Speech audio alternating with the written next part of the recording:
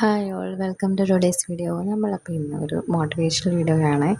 അത് ഞാൻ റാൻഡമായി കണ്ടൊരു കോട്ട് കണ്ടു. ഒരു തോൽക്കാനല്ല ജയിക്കാനാണ് നമ്മൾ തുടങ്ങിയെന്ന് പറഞ്ഞൊരു കോട്ട് ഞാൻ എവിടെയോ യൂട്യൂബിലാണെന്ന് തോന്നുന്നു കണ്ടു.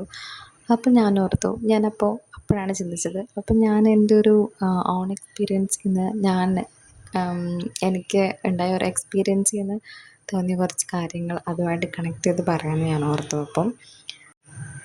നമ്മളെല്ലാവരും തന്നെ പല പല സിറ്റുവേഷൻസിലൂടെ കടന്നു പോകുന്നവരായിരിക്കും. നമുക്കൊരു ലക്ഷ്യം ഉണ്ടെങ്കിൽ കൂടിയാണെങ്കിലും നമ്മൾ പഠിക്കാനിരിക്കുമ്പോൾ നമ്മൾ ഡീമോട്ടിവേറ്റ് ചെയ്യാനും എന്താ പറയുക, ജോലിയൊന്നും ആയില്ലെന്ന് ചോദിക്കാനൊക്കെ ചുറ്റും ഒത്തിരിയുള്ള ഒരു സമൂഹമാണല്ലോ നമ്മുടെ. അപ്പോൾ നമ്മൾ ഒത്തിരി ഡീമോട്ടിവേറ്റ് ആവുന്നൊരു ടൈം കൂടിയാണത്. നമ്മൾക്കിപ്പോൾ ഒരു ലക്ഷ്യം ഉണ്ടാവും, നമുക്കൊരു ജോലി മേടിക്കണം എന്നുള്ള ആഗ്രഹം കൊണ്ടാണ് നമ്മൾ PSC പഠിക്കുന്നത്. പക്ഷെ നമുക്ക് പല സിറ്റുവേഷൻസ് കൊണ്ടും അങ്ങനെ നമുക്ക് എന്താ പറയുക, വളരെ ഡീമോട്ടിവേറ്റ് ആയി പോകാറുണ്ടല്ലോ. അപ്പം നമ്മൾ എല്ലാ ദിവസവും പഠിക്കാൻ മൂഡ് ഉണ്ടാവണമെന്നില്ല. ചില ദിവസങ്ങളിൽ നമുക്കൊന്നും പഠിക്കാൻ തോന്നില്ല. ചിലപ്പോൾ നമ്മളെ കൊണ്ടൊന്നും ഇതൊന്നും പറ്റില്ല എന്ന് തോന്നും. നമ്മളെക്കാളും കൂടുതൽ പഠിക്കുന്നവരുണ്ടാവില്ലേ, ഇതൊന്നും എന്നെക്കൊണ്ട് പറ്റാത്ത പണിയാണ്. എനിക്കിപ്പോഴും തോന്നുന്നൊരു കാര്യമാണ് ഞാൻ പറഞ്ഞത്. അങ്ങനെയൊക്കെ നമ്മൾ ഓർക്കാറില്ലേ? ഞാൻ എപ്പോഴും ഓർക്കുന്ന ഒരു കാര്യമാണ്, എന്നെക്കൊണ്ട് ഇതൊന്നും പറ്റുമൊന്നുമില്ല, ഞാനിങ്ങനെ പഠിച്ചാലും എനിക്ക് ഒന്നും കിട്ടാനൊന്നും പോകുന്നില്ല, ഞാൻ എന്തിനിങ്ങനെ പഠിക്കുന്നതെന്നൊക്കെ ഓർത്ത് ഞാൻ തന്നെ ഇങ്ങനെ ഓരോന്നോർത്ത് ഇങ്ങനെ ഡിമോട്ടിവേറ്റ് ആവാറുണ്ട്. അതുകൊണ്ട് ഞാൻ നിങ്ങളോട് പറഞ്ഞ ഓൺ എക്സ്പീരിയൻസിൽ നിന്നാണ്. ഞാൻ പിന്നെ ഒരു ദിവസം നമുക്ക് ഒത്തിരി സമയം പഠിക്കാൻ കിട്ടിയില്ല എന്നുണ്ടെങ്കിലും നമുക്ക് കിട്ടുന്ന ആ ഒരു ക്വാളിറ്റി ടൈം ഉണ്ടല്ലോ, അത് നല്ലപോലെ യൂസ് ചെയ്താൽ, അതിപ്പം എല്ലാ ടോപ്പിക്കും എല്ലാ സബ്ജക്റ്റും നമുക്ക് പഠിക്കാനുള്ള 1 മണിക്കൂറായപ്പോൾ കിട്ടുന്നെങ്കിൽ നമുക്ക് എല്ലാ സബ്ജക്റ്റൊന്നും ഡീറ്റെയിൽ ആയിട്ട് നോക്കാനൊന്നും പറ്റില്ലല്ലോ. അപ്പോൾ കിട്ടുന്ന ഒരു സമയത്ത് ഏത് ടോപ്പിക്കാണോ നമ്മൾ എടുക്കുന്നത് അത് നല്ല വൃത്തിക്ക് പഠിച്ചാൽ അത് നമുക്ക് കൊടുക്കുന്നൊരു നല്ലൊരു ഇൻവെസ്റ്റ്മെൻ്റ് ആയിരിക്കും.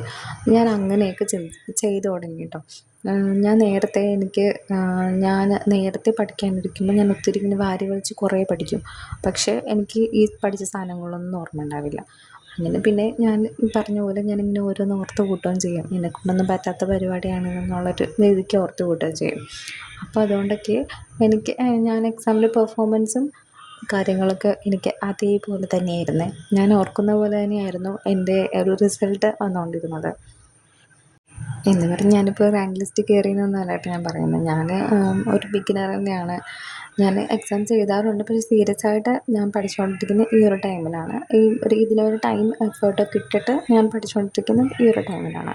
അപ്പോൾ ഞാൻ ഇങ്ങനെയുള്ള തോട്ടൊക്കെ നിർത്തി എന്താ പറയുക, വേറെ കാര്യങ്ങളൊന്നും ചിന്തിക്കാതെ നമുക്ക് കിട്ടുന്ന ക്വാളിറ്റി ടൈം നല്ലപോലെ യൂസ് ചെയ്യാൻ തുടങ്ങിയപ്പോഴാണ് എനിക്കതിൻ്റേതായ ഒരു ഇമ്പ്രൂവ്മെൻറ്റും കാര്യങ്ങളും എക്സാമിനാണെങ്കിൽ നന്നായിട്ട് എനിക്ക് പെർഫോം ചെയ്യാൻ പറ്റി എന്നുള്ളൊരു മാറ്റം എനിക്ക് ഫീൽ ചെയ്തത്. അപ്പോൾ നമുക്ക് വരുന്നൊരു ചെറിയ പ്രോഗ്രസ് ആണെങ്കിലും അത് വലിയൊരു പ്രോഗ്രസ് തന്നെയാണ്. നമ്മൾ തന്നെ ബിൽഡ് ചെയ്തെടുക്കേണ്ട ഒരു കാര്യമാണല്ലോ. നമ്മൾ ഇത്രയും എഫേർട്ട് ഇട്ട് പഠിച്ച് നമ്മുടേതായ സമയം കൊടുത്ത് നമ്മൾ പഠിച്ച് നേടിയെടുക്കുന്ന ആ ഒരു വിജയത്തിൻ്റെ ഒരു ഹാപ്പിനെസ് അത് വേറെ തന്നെയല്ലേ. അപ്പോൾ നമ്മൾ അതിൽ നിന്ന് ചെയ്യേണ്ടതെന്ന് വെച്ചാൽ, നമ്മൾ മറ്റുള്ളവരായിട്ട് നമ്മളെ കമ്പയർ ചെയ്യുന്നത് തന്നെ നിർത്തണം കേട്ടോ. കാരണം നമ്മൾ ഇവരാരെയും കണ്ടിട്ടല്ലല്ലോ ഇതൊക്കെ തുടങ്ങി വെച്ചിരിക്കുന്നത്. നമ്മുടെ ലക്ഷ്യം എന്ന് പറഞ്ഞാൽ ഒരു നല്ല ജോലിയും നല്ലൊരു ഫ്യൂച്ചറും നമ്മുടെ ഫാമിലിയുടെ ഹാപ്പിനെസ് അതൊക്കെയല്ലേ. അപ്പോൾ എന്തൊക്കെ പ്രതിസന്ധി വന്നാലും ഇതൊക്കെ തന്നെ ആയിരിക്കണം നമ്മുടെ ലക്ഷ്യം.